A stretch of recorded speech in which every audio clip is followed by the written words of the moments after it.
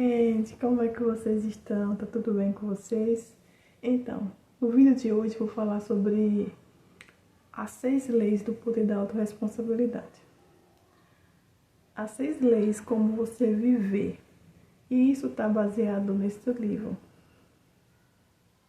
O poder da autorresponsabilidade, do autor Paulo Vieira. Dentro desse livro tem as 6 leis, né? E eu vou fazer um resumo só sobre as 6 leis. Você vê o tanto que é poderoso. É pequenininho, dá pra você ler em um dia. Mas é muito poderoso essas 6 leis que podem mudar a sua vida. E o livro se resume que durante a jornada, a autorresponsabilidade é o poder que nos torna os autores de uma história que pode ser vivida de forma excelente. E onde cada escolha ou resultado onde iremos chegar. Então vamos lá para a primeira lei. A primeira lei é: se é para criticar, cale-se. Eu nunca vi na minha vida alguém criticando o outro, pensando sinceramente em ajudar. Se o foco e a intenção forem positivos, ele se calaria ou daria uma ideia, uma sugestão, né? Em que esse foco fosse certo ou um erro. E de cada lei eu tirei um versículo da Bíblia, que você pode analisar, né? Então, a lei número 1, como fala, se é para criticar, cale-se, eu trouxe um versículo que fala em Mateus, capítulo 7, versículo 1 e 2, que fala assim: não julgueis para que não sejais julgados, porque com o juízo que vós julgardes, sereis julgados, e com a mesma medida com que medides, vós hão de se medir a vós. Então, se você for ajudar, ajude, não critique. Entendeu? Vamos lá para a segunda lei. A segunda lei é: se é para reclamar, dê sugestão. A característica mais forte da reclamação é tirar o foco das coisas erradas e indesejado de se colocar no outro as suas circunstâncias. Ou agimos com interesse na solução, ou reclamamos e colocamos nossa força no poder do problema. É bem melhor você dar uma sugestão, querer ajudar, do que você tirar o foco da pessoa. E nessa segunda lei, eu trouxe outro versículo. Está lá em Filipenses, capítulo 2, versículo 14 e 15, que fala assim: fazei todas as coisas sem murmuração e contenda, para que sejais irrepreensíveis e sinceros, filho de Deus, inculpáveis, no meio de uma geração corrompida e perversa, o qual resplandecereis como um astro no mundo. Então, gente, ao invés de reclamar, é melhor você dar uma sugestão e ao mesmo tempo agradecer a Deus, porque a Bíblia fala que Deus não gosta que gente murmura, né? Como tá escrito lá na Bíblia, né? Sobre o deserto, que era o povo passar 40 dias e acabou passando 40 anos. Veja só, pelas murmuração, pelas reclamação que eles sempre faziam. E isso não agradou a Deus, Deus tirou bastante. E você vê que no final, para chegar na cidade prometida, só foi 2, Josué e Caleb, por causa da murmuração do povo.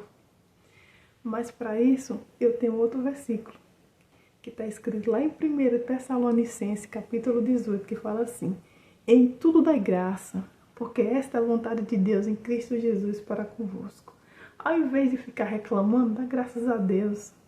Vê energia positiva na sua vida. Então, vamos lá para a terceira lei. A terceira lei é: se é para buscar culpado, busca solução. É muito fácil olharmos para os erros dos outros, porém é difícil perceber os nossos. E enquanto você não abiloir, não enxergar essa justificativa intelectual, nada vai mudar. Busque soluções e aliado, parceiro de uma aprendizagem eterna. Daí também eu trouxe outro versículo, que fala em Mateus capítulo 7. E por que tu repara o argueiro que está no olho do teu irmão e não vê a trave que está no teu olho? Ou como dirás ao teu irmão, deixa-me tirar o argueiro do teu olho, estando uma trave no teu? Porque a gente sempre quer ver o erro do outro, mas a gente nunca se enxerga. E daí, não tem nem como ver a mudança, né? Se você parar e refletir, pensar bem antes de falar, como fala, né? Se é para buscar culpado, busca solução. Você ouvir mais si, ouvir mais a Deus, você pode ter uma resposta certa. Vamos lá para a lei número 4. Se é para se fazer de vítima, faça-se de vencedor. Muitos possuem o hábito de se fazer de vítima, criticando, reclamando e colocando-se em uma situação de inferioridade e sofrimento. Se você quer chamar atenção, ser querido, amado e admirado, viva e ache como um vencedor. Viver e agir como um vencedor, não só como um rejeitadinho, um coitadinho, entendeu? E eu trouxe uma parte bem interessante que fala: Deus não quer que seu momento de vitimização se torne uma mentalidade que afetará toda a sua vida. Deus quer que você tenha uma mentalidade diferente. Ele quer que você tenha uma mentalidade de vencedor. Ele quer que você diga: posso todas as coisas naquele que me fortalece. E quer que você seja mais do que um vencedor por meio de Cristo. Ele quer que você se livre da raiva, da amargura, da vingança e da malícia. Deus quer que você tenha uma mentalidade dele. Então, reflita um pouco, né? E no meio disso que eu estava falando, já falei um versículo, né? Que está em Filipenses, capítulo 13, versículo 4. Consertando aqui, está em Filipenses, capítulo 4, versículo 13. Posso todas as coisas naquele que me fortalece. Então, não se faça de vítima, faça de vencedor. Eu posso tudo, Senhor, porque Tu estás aqui comigo. Vamos lá para a lei número 5. Se é para justificar os seus erros, aprenda com eles. O erro é a parte integrante do processo de aprendizagem. Se não houver o erro, não haverá aprendizagem. Pessoas realizadas ou autorresponsáveis acreditam que tudo de ruim que lhe acontece não são os erros ou fracasso, mas são os efeitos e resultados. E eu trouxe um versículo na lei número 5. Está lá em 1 João, capítulo 8, 9 e 10. Se dissemos que não temos pecado, enganamos a nós mesmos, e não a verdade em nós. E se confessarmos nosso pecado, Ele é fiel para nos perdoar os pecados e nos purificar de toda injustiça. E se dissemos que não pecamos, fazemos de mentiroso, e a sua palavra não está em nós. Esse que ele fala assim, se dissemos que não temos pecado, que ele fala sempre pecado, está relacionado ao erro, né? Se a pessoa falar bem assim que eu nunca errei, você está mentindo. Todos nós aprendemos com erro.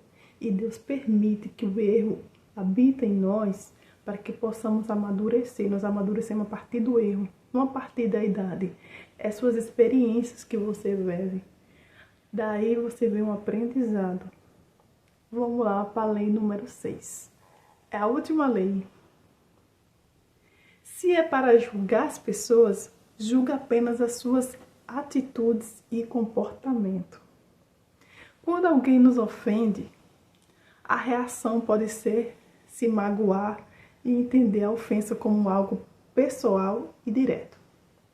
Essa maneira de levar a vida é pesada e nada produtiva. O autorresponsável não julga o outro, mas a atitude dele. E daí eu trouxe um versículo também.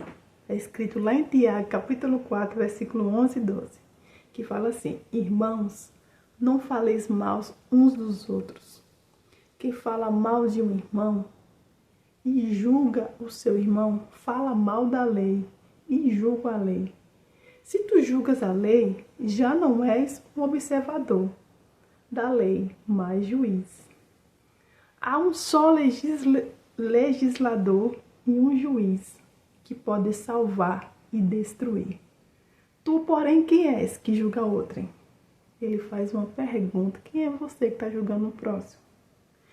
Se é para julgar as pessoas, julga apenas as suas atitudes, os seus comportamentos, né? Que tudo o que fizemos aqui na Terra está escrito, né? E você vai pagar pelo que você fez. Não sendo um juiz de julgar um e a outro.